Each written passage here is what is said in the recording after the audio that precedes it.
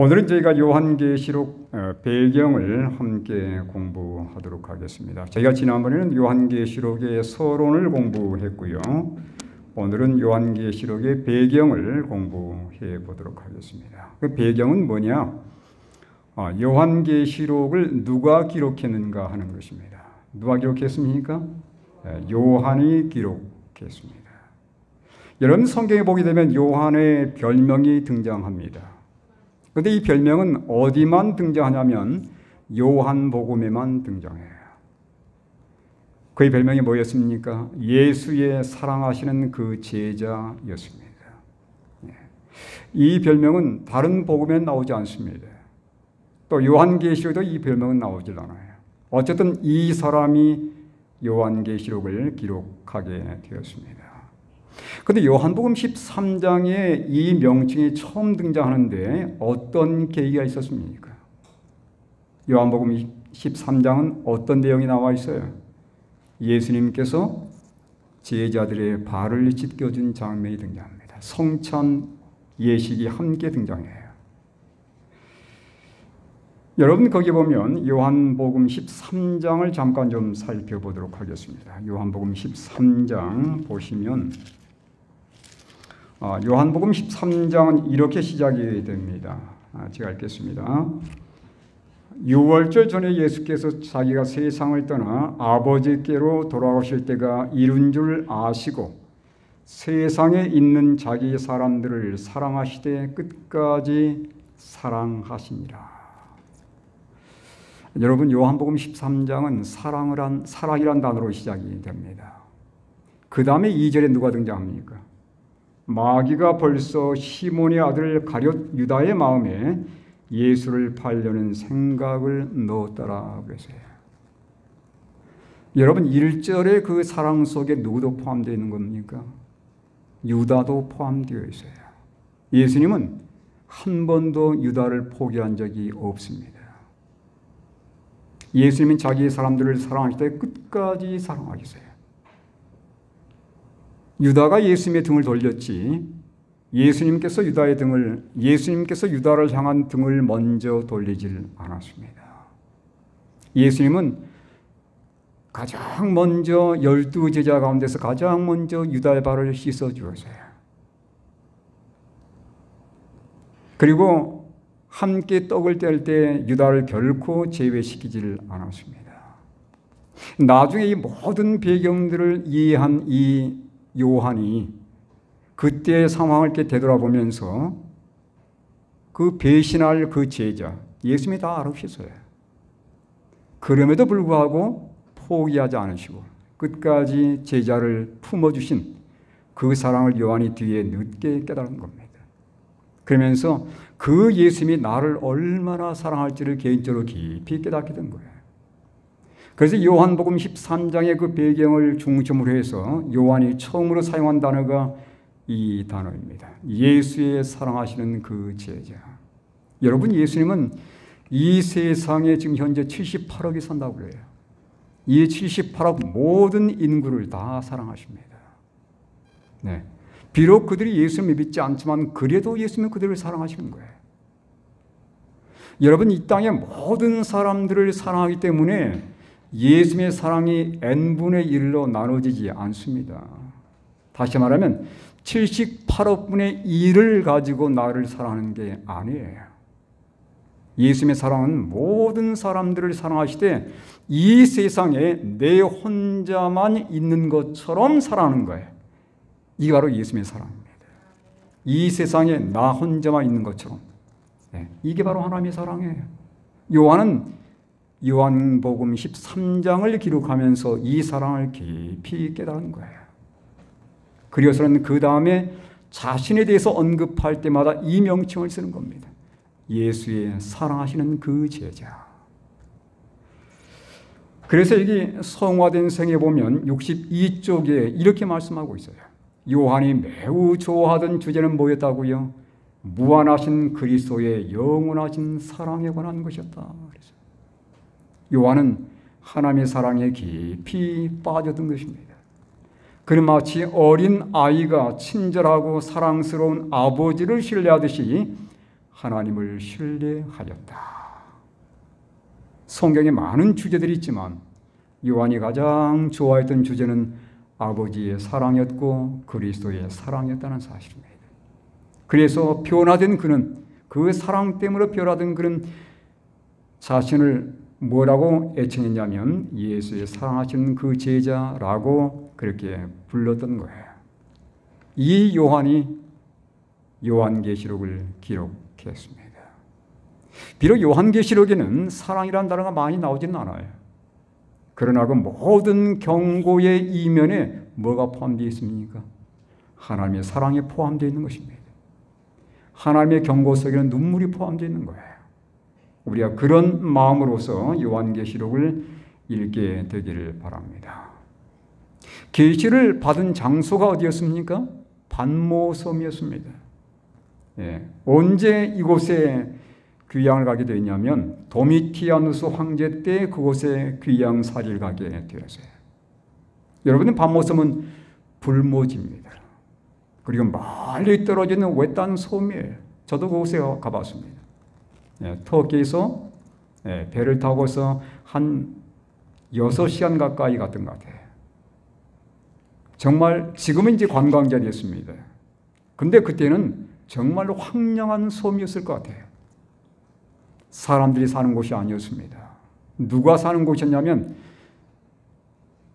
정치범들이 수감된 곳들이었어요.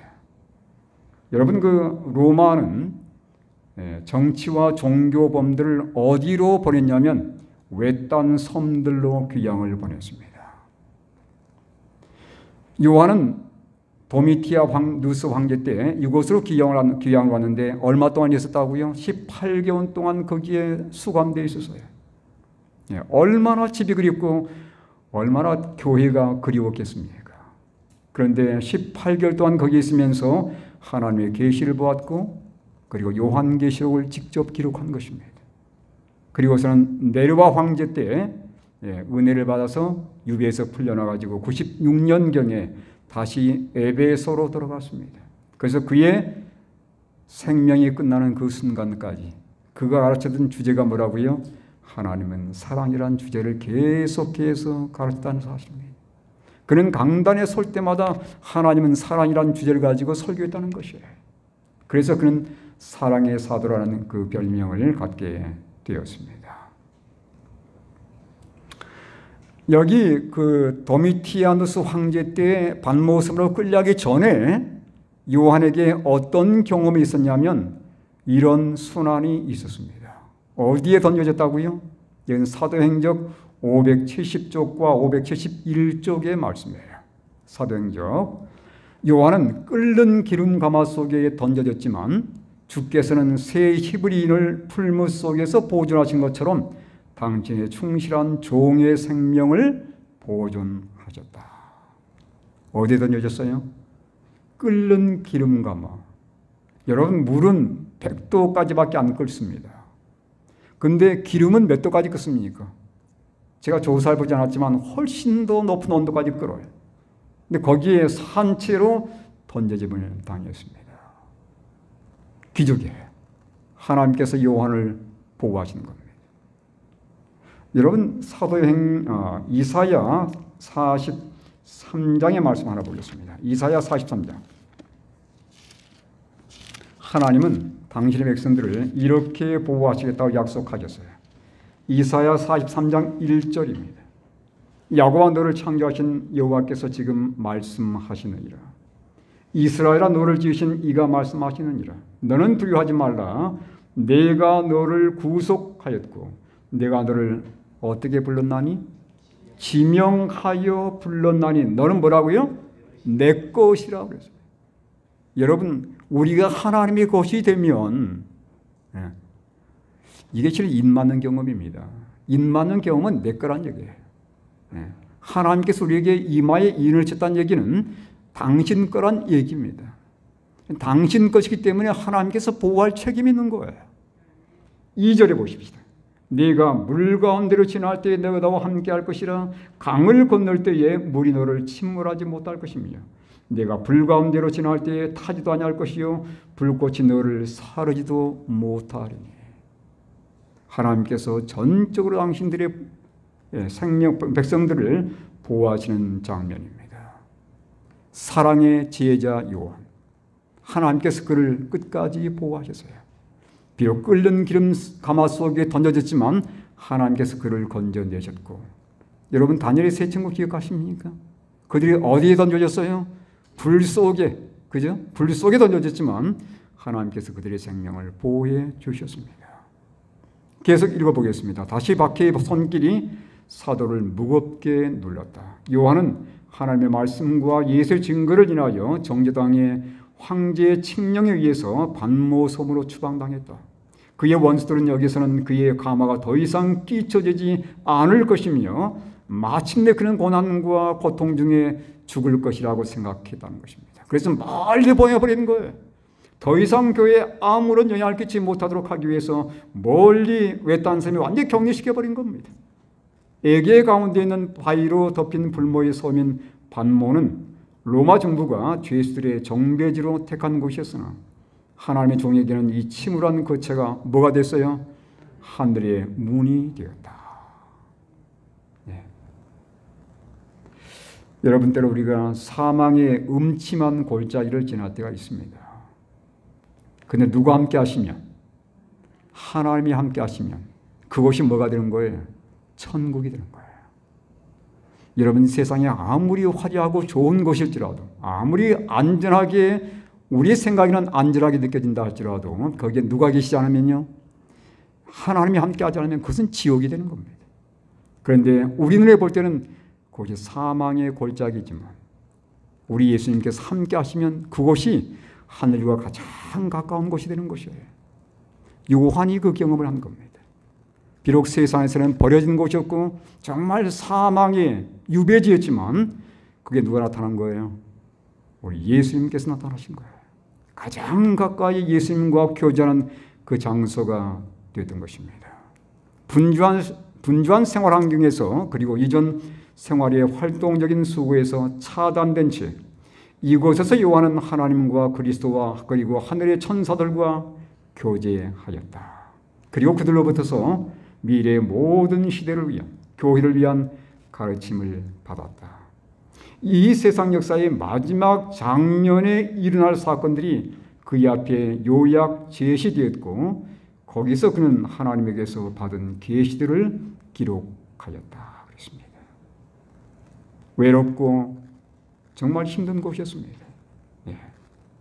그런데 하나님께서 그곳에서 나타나셔서 그의 힘과 용기와 위로가 된 것이에요. 때로 여러분, 우리의 삶 속에 우리가 세상과 차단된 때가 있습니다. 예. 아무도 나를 찾아주지 않고 홀로 된 때가 있을 거예요.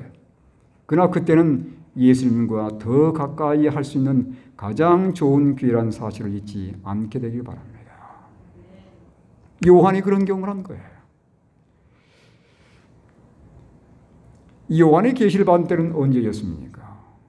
주의 날이라고 말씀하고 있습니다. 계시록 1장 10절에 보니까 주의 날에 내가 성령에 감동되어 내 뒤에서 나는 나팔 소리 같은 큰 음성을 들으니 그랬어요. 언제였습니까? 주의 날이었습니다. 많은 사람들이 주의 날을 주일이라고 그렇게 번역을 해요. 주일입니다. 맞습니다. 주일이에요. 근데 주일이 언제냐 이거예요.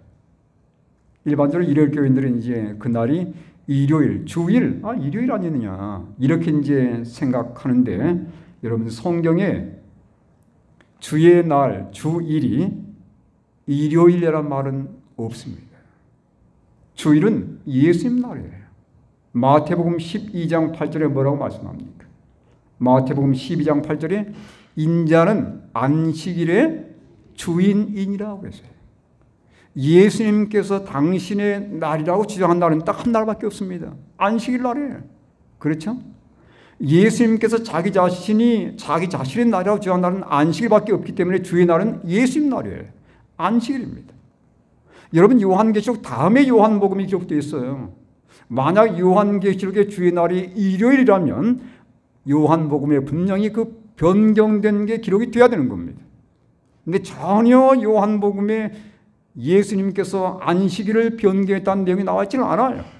네. 그리고 그 당시는 여전히 사람들이 안식일 날 예배드리는 게 습관이었습니다. 일요일 예배가 아직도 유행하지 않은 때였단 말이에요.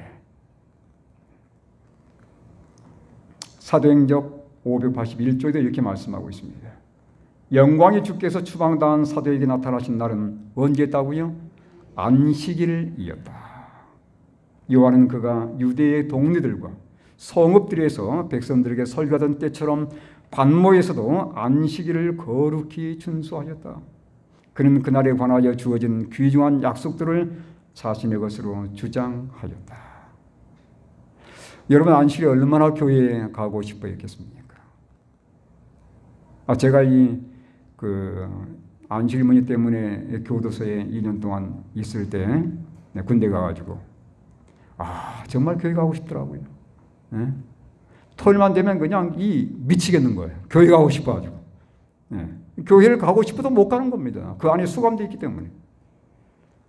그래서 교회 가서 실컷 참여 한번 불러보고 실컷 기도해보고 하나님께 예배하고 싶은 마음이 마음속에 안식일마다 올라오는 거예요. 안식일마다. 네. 만 2년 동안 그렇게 지냈습니다. 요한이 똑같은 심정이었을 거예요. 네. 아무도 예배하지 않는 그날, 여러분 수평선을 바라보면서 조금만 나면 수평선이 다 보여요. 이 섬이 큰 섬이 아닙니다. 근데 바닷가에서 수평선을 바라보면서 뭘 생각했겠어요? 교회를 생각했을 겁니다. 오늘 이 시간에는 그 교회에서 뭘 하고 있을까? 네. 저도 이제 9시 반 딱 이 감옥에서 이제 9시 반 되면 혼자 교과 공부를 시작하는 거예요. 안식학교. 혼자 교장이 되는 겁니다. 네, 안식학교 교장 돼서 안식학교 시작합니다. 네, 혼자 이제 다 하는 거죠. 그 다음에 교과 시간 되면 혼자 교과를 공부하는 거예요. 그 다음 설교 시간 되면 혼자 설교하는 겁니다. 아무도 없어요. 혼자 딱 분리된 장소에서 안식일에 하나님께 예배드리던 그 경험들을 생각해 보면 요한이 같은 심정이었을 거예요. 수평선을 바라보면서 저 너머에서 교회들이 정말 함께 모여서 하나님께 예배할 텐데 그들이 어떻게 지나는지 소식을 전혀 알 필요도 없습니다. 그 교회를 그리면서 정말 외로운 가운데 하나님께 의지하는 그 순간에 누가 나타나신 거예요? 예수님께서 나타나신 거예요. 주의 날에 내가 성령에 감동되어 그랬습니다. 정말 가고 싶어도 못 가는 그 교회를 생각하면서 하나님을 그리워하는 그때에 누가 나타나 주신 겁니까? 예수님께서 다가오신 것입니다. 그 성령에 감동되어서 그때부터 이제 주님께서 주신 계시를 요한이 기록할 수 있었습니다. 그 요한이 안식일에 만난 그 예수님의 모습은 어떤 모습이었습니까? 자, 요한이 목격한 예수님의 모습은 그가 예수님을 이별할 때의 그 모습과는 전혀 다른 모습이었습니다. 특별히 요한의 이 기억 속에는 십자가에 매달리시는 그 예수님이 깊이 각인되어 있었을 것이에요. 찢겨지신 그 예수님, 손발에 못이 박힌 그 예수님, 머리가 완전히 가시로 상한 그 예수님, 등짝이 완전히 갈라져 버린 예수님, 채찍 맞아가지고 말이죠. 그 예수님 모습이 그의 생각 속에 깊이 각인되어 있었을 것이에요. 그런데 그날 봤던 예수님 모습은 어떤 모습이었습니까? 완전히 다른 모습이었습니다. 자, 여기 보면 채찍에 얼굴이 상하고 등이 찢기고 가시관에 이마가 찔리신 예수님, 십자가에서 손발이 못 박히고 옆구리에 창에 찌른 예수님 모습이 더 이상 아니었습니다. 찬란한 영광의 옷을 입고 나타나신 예수 모습이었어요. 그 모습이 얼마나 찬란한지. 자, 요한계시록 1장 13절로 16절의 모습을 잠깐 살펴보도록 하겠습니다. 요한계시록 1장 13절부터 있는 말씀입니다. 촛대 사이에 인자 같은 이가 발에 끌리는 옷을 입고 가슴에 뭘 띄었어요? 금띠를 띠고 그의 머리와 털의 희가 흰 양털 같고 눈 같으며 그의 눈은 불꽃 같고 그의 발은 풀무불에 단련한 빛난 주석 같고 그의 음성은 많은 물소리와 같으며 그의 오른손에 7 별이 있고 그의 입에서 좌우에 날선검이 나오고 그 얼굴은 해가 힘있게 비치는 것 같더라. 완전히 달라진 모습입니다. 하얀 세마포를 입고 예수님께서 나타나시는 거예요. 머리는 하얀 빛깔이고 얼굴은 해보다 더 빛게 환하게 빛나는 겁니다. 그 영광의 모습, 그 예수님 앞에서 요한의 반응은 무엇이었습니까? 1장 17절 보세요. 내가 볼 때에 그의 발 앞에 엎드러져 죽은 자같이 되매 그가 오른손을 내게 얹고 이르시되 두려워하지 말라 나는 처음이요 마지막이네. 예수님께서 뭐라고 말씀하세요? 요한의 반응이 어떤 반응이었냐면 그 정말 영광의 모습 앞에 완전히 엎드러져서 죽은 사람처럼 되어버렸습니다. 여러분, 노년의 요한이에요. 정말 성화된 사람입니다. 흠이 없고 점이 없는 제자가 된 거예요. 그런데 이 제자가 예수님의 영광 앞에 취한 모습이 어떤 모습이었습니까? 마치 지푸라기에 꺾어지듯이 쓰러져 버리는 거예요. 그의 발 앞에 엎드러져 죽은 자처럼 됐다는 것입니다. 하물며 우리가 만약 영광의 예수님을 직접 보게 된다면 어떤 반응을 보일 것 같습니까? 세상과 여전히 가까워 사는 우리의 모습이 우리가 이 영광의 예수님 앞에 선다면 아마 시체될 겁니다. 요한도 보니까 그의 발 앞에 엎드려져 죽은 자처럼 됐다고 그랬어요. 여러분, 과거에 하나님을 직접 대면한 자들이 있었습니다. 시대소망 246쪽에 보면 결함과 죄를 가진 인간이 신성의 완전하심과 대조가 되어 드러날 때에 그는 전적으로 부족하고, 이사야에 대한 얘기예요. 전적으로 부족하고 부정하다는 것을 느꼈다.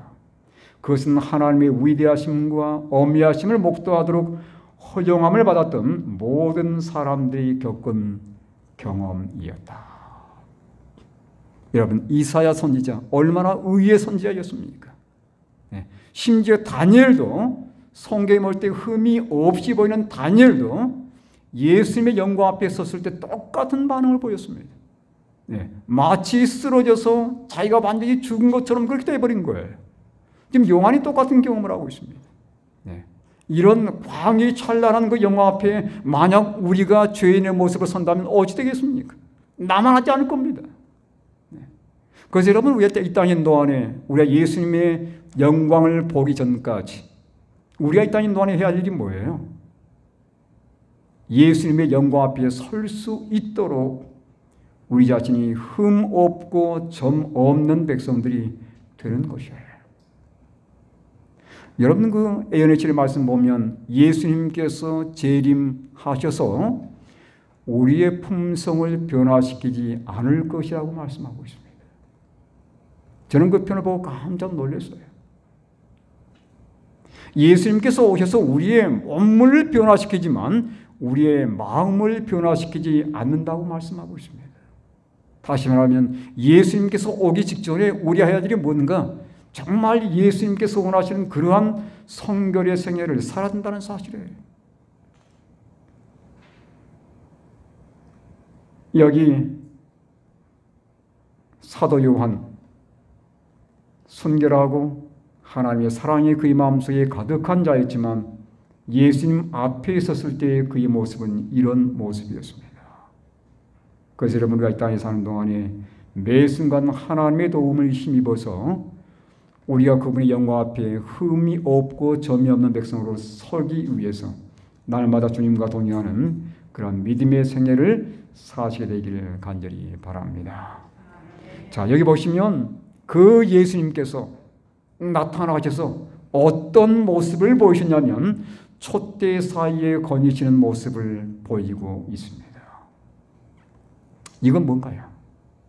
그 예수님이 그 놀라운 영광의 능력을 가지고 하나님의 교회를 끊임없이 보호하시고 이끄신다는 사실이에요. 여기 내용을 좀 보겠습니다. 요한은 세상의 황제에서 비록 추방당했지만, 그렇죠? 그는 하늘의 임금이신 예수 그리스도를 대면하는 특권을 얻게 되었다는 것입니다. 세상의 임금은 그를 추방시켰어요. 그네 하늘의 임금은 그를 만나기 위해서 다가오신 것입니다. 그 예수님은 결코 당신의 교회와 지도자들을 잊지 않으신다는 사실이에요. 촛대는 뭐냐면 교회입니다. 교회는 하나님 백성들을 의미하는 거예요. 하나님은 하나님의 백성들과 그들의 지도자들을 결코 잊지 않습니다. 네. 책임지고 그들을 보호하시고 책임지고 인도하시는 것이에요. 지도자들만이 아니에요. 하나님의 백성들까지도 하나님께서는 결코 잊지 않으시고 그들을 그분의 능력의 발로 이끄신다는 사실을 여러분 기억하시게 되길 바랍니다. 그분이 교회 즉 촛대 사이를 거니시면서 교회를 살피시고 보호하시며 또한 오른손에 7별 즉 교회의 지도자들을 붙들고 계시는 분이라는 사실이에요. 여러분 아까 제가 말씀드렸지만 우리가 먼저 예수님의 등을 돌리는 경우는 있지만 예수님께서 결코 먼저 등을 돌리는 경우는 없습니다. 네. 우리가 만약 버림받는다면 나의 선택이에요. 예수님께서 싫어서 우리를 버리는 게 아닙니다. 내가 먼저 예수님께서 돌아섰고 내가 먼저 예수님께 배반했고 예수님은 내가 먼저 포기했지 예수님께서 먼저 우리를 포기한 일은 결코 없다는 사실이에요. 내가 끝까지 믿음으로 예수님의 팔을 붙들고 있는 한 예수님께서는 책임지고 보호하시는 것입니다. 책임지고 이끌어주시는 것이에요. 어디까지요? 하늘까지 말해요. 네. 이 요한계시록에서 우리는 이것을 보게 됩니다. 세상에 풍파 있고 많은 핍박이 있고 어려움이 있고 환란이 있지만 예수님께서는 결코 당신의 백성들을 잊지 않으시고 책임지면서 보호하시고 이끄신다는 사실을 여러분 잊지 않게 되길 바랍니다. 계시를 나눌 대상은 7교회였습니다. 여러분 그 아시아의 소아시아 지금 터키 지역인데 거기에 7교회가 다 함께 모여 있어요. 제가 7교회를 다 다녀봤습니다. 한 3번쯤 간 것 같아요. 왜 갔냐면 이 대총회 회의가 있어가지고 그것 때문에 거기에 들릴 수 있는 기회가 제공되었습니다. 근데 여러분 여기 7교회만 있는 게 아니에요. 골로새 교회도 여기 있습니다. 또 히에라볼리스 그 교회도 여기 있어요. 여러분 다 성경에 나오는 지명들입니다. 이 교회들이 있음에도 불구하고 왜 7교회만 선택됐냐 이 말이에요. 네. 여러분 성경에서 7이라는 숫자는 아주 중요한 숫자입니다. 그렇죠? 7별, 7대접, 7나팔, 7인 계속 반복해서 등장하죠. 7이라는 숫자는 성경에서 아주 중요한 숫자예요. 여기 7이라 이 하나님께서 7교회를 선택하셨지만 이 교회만 하나님께서 보호하신다는 게 아닙니다. 네. 이 교회만 특별히 기별을 전하는 게 아니에요. 모든 교회가 다 포함되어 있는 거예요. 근데 왜 하필이면 7교회가 선택되냐면 이 7교회가 각 시대의 교회의 상을 그대로 반영하기 때문에 그렇습니다. 네. 역사적인 교회들이에요. 이 교회들은 물론 그 한 시대의 교회였지만 예수님 단계부터서 역사의 마지막까지 각 시대의 교회의 특성을 반영하기 때문에 특별히 7교회가 선정된 겁니다. 네.